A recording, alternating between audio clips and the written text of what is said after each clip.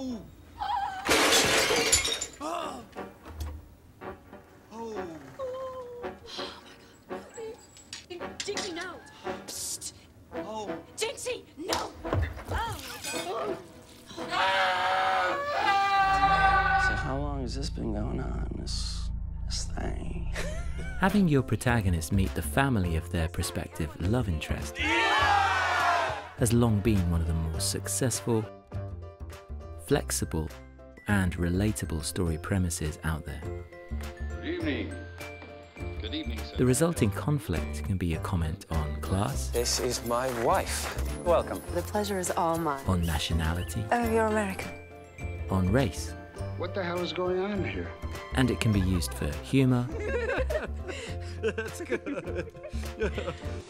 Should we do something? Heartbreak. I've had lots of girlfriends, and I don't understand why this one is any different.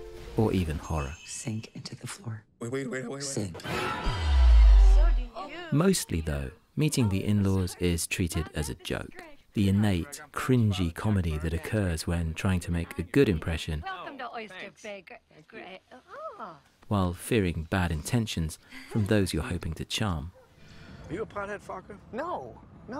What? No. The idea that many people have experienced this social awkwardness, Pass on grass all the time. in turn, usually leads to playing for laughs of the broadest kind.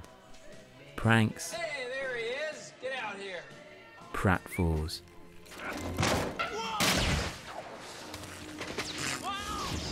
Oh, geez, I just realized something. What? Pam's middle name. Martha. and puns based on naming your daughter's boyfriend Fokker. Pamela motherfucker. On those notes, meet 2000's smash hit, Meet the Parents. I had no idea you could milk a cat.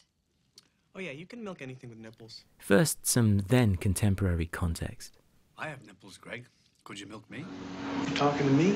Robert De Niro, for many years considered one of American cinema's great dramatic actors, was in the late 1990s seemingly determined to conquer comedy, Yo. often playing off his former tough guy or iconic roles to, Are you talking to me? well, Are you talking to me? varying degrees of success. And who else are you talking to? Ben Stiller was a rising comedy star, with a predilection for playing leads who underwent ritual, often public, humiliation. So casting them here as intimidating prospective father-in-law and hapless boyfriend respectively was very of its time. In fact, Meet the Parents is almost the blueprint for constructing a big, mainstream Hollywood, new millennium comedy.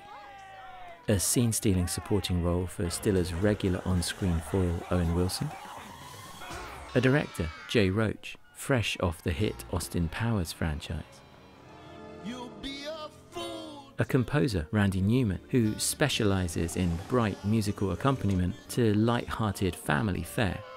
And screenwriters with a past and imminent future in the same style of sort of edgy domestic and rom-com-esque shenanigans. Hey Pam, isn't that your special friend outside? Although, back up a second, and you'll see two perhaps less familiar names listed with a story by credit. And if you check out Greg Gliena and Mary Ruth Clark, it's not just a story one can credit them with, but in fact an entire earlier version of Meet the Parents. Unlike many well-known cases, it's likely that very few audiences know that the 2000 Meet the Parents is a remake. And there's a pretty clear reason why. The 1992 original's existence is certainly documented. It would be hard to erase entirely a small US indie that had not only a modest domestic and smaller festival circuit release, but also garnered some decent reviews from esteemed critics. If you wanted to see Gliena and Clark's version in its entirety, however, and not just a couple of random YouTube clips, that's considerably harder, if not altogether impossible. And according to some sources, it may as well not even exist. What appears to have happened is that after Universal bought the rights to the film in the mid-1990s, any future possibilities to screen the original or figure out some sort of physical media release have been denied. There's plaintive hope for such an outcome in an old interview with Gliena and producer Jim Vincent, but over 2 decades on, that still hasn't happened. However, after an intensive search of, let's call it the semi-dark web, Meet the fairy. a very low-res version has been sourced. Meet the fairy. So what exactly has been hidden away all these years? Well, we still get a Chicago couple, also named Pam and Greg, heading to her parents' house for a first ever prospective in-laws meetup. Although, strangely, this itself is set up as a cautionary tale. So they got to the house. Told by a gas station cashier to another guy en route to the same fate. This is it. So you're the fellow that's going to take away my little girl. Daddy. Bearing in mind the production's low-budget limitations, the familial faux pas and skirmishes are smaller scale. No burning down of handcrafted wooden wedding altars or multi-person sewage splattering by truck. But this Greg's fuck-ups are more credible. Breaking a gramophone handle. Getting stuck watching sexually explicit TV as a group. Ruining dinner. Embarrassing Pam's dad in the bathroom. Feels okay. Or inadvertently nearly blinding Pam's mum.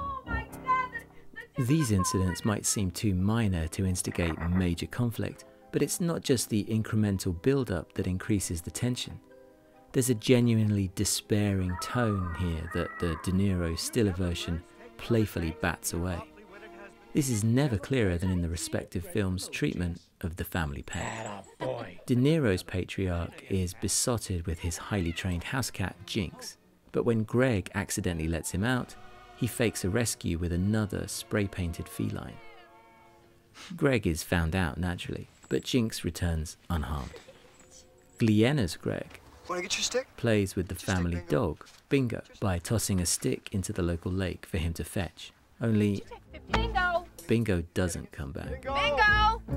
The filmmakers maintain that they meant for the dog to survive, but regardless, the more sinister story choice fits with the overall unsalvageable relationship tone. So is Meet the Parents yet another example of a rough, uncompromising indie betrayed by being turned into slick, feel-good Hollywood fare? The reality is not quite that simple. The original's low-key charms and best laughs are the ones already highlighted. Elsewhere, even in a relatively brief 75-minute running time, too often the pace lags. The country doctor. The single most recognisable person on the project, comedian Emo Phillips, contributes a baffling one-scene cameo. Right, now this is a song I did with the Merrillville Community Art Players. While it's understandable that Mary Ruth Clark should write herself a sizable part, as Pam's loose cannon sister Faye, her scenes often don't gel with the main narrative. Well, what happened to the guy? Oh, he's fine. And that weird framing device pointlessly undercuts its own story's stakes. Meet the Parents' 2000s exaggerated tone, though, can often be as frustrating as the 1992 version's modesty. It's not enough to have an urn of family ashes smashed to the ground. The cat then has to pee in it. Greg can't just be bad at volleyball, he has to smash Pam's sister's face in. You know, Greg's in medicine too, Larry. Oh, really? Yeah. What field? Nursing. Everybody acts like they have no idea of how to behave at a family gathering, which kind of dilutes the relatable comedy factor. Fucker. Fucker. Get out of my house, fucker. All right, now look, Fokker. And the idea that repeating the word fucker is inherently hilarious is school kid stuff. Okay, let's talk a little truth and honesty. That said, the remake also makes some smart additions. Yeah, that's weird, because I thought there weren't any secrets inside the circle of trust, Jack. It activates Greg, so he's not just a Job-like patsy as he was first time out, but contributes to the mutual antagonism. Making Jack an ex-CIA man adds a plausible backdrop to his paranoia, even sort of justifying the polygraph test set-piece highlight. Have you ever watched pornographic videos? And the whole truth or lie interrogation If I lighten up, would you consider marrying my daughter? Would you lighten up a lot? Yeah. Yes or no? Yes. And concept of the Burns family's Circle of trust. are neatly called back in the finale, Will you marry me? which, even though the film is ostensibly a heightened ensemble rom-com, Gaylord Fokker, recenters Jack and Greg's odd couple antics. will you be my son-in-law? True, there's probably a lot more unused mileage in the Jewish wasp culture clash and the fragility of the 21st century male ego, but perhaps that's hard to fit in when you're focused on stuff like getting a cat on a toilet. Overall, it's not hard to see why the Meet the Parents remake was such a hit, fashioned as it was by a bunch of experienced pros and with two leading men working expertly off each other. Even if every De Niro fan knows he already conquered comedy in 1988's Midnight Run. And it's clear how that success led to one passable and one diabolical sequel. No. What's less obvious is why the original Meet the Parents is still so hard to see. Don't Universal & Co. think it's time to make that circle of trust a little wider and give the team who inspired it all some credit beyond just a movie credit? From this day forward, for better or worse? I do. I'm sorry you're hurt. I'm not hurt. You just said you were hurt. I'm not hurt. You just said you were I hurt. didn't say I was hurt. You said I was hurt. I asked you if you were hurt, and you said, yeah, I'm hurt. That's because you made me say it. You're starting to put words in my mouth. Jack, you're a grown man. You have control over your own words. You're goddamn right I do. So here come two words for you. Shut the fuck up.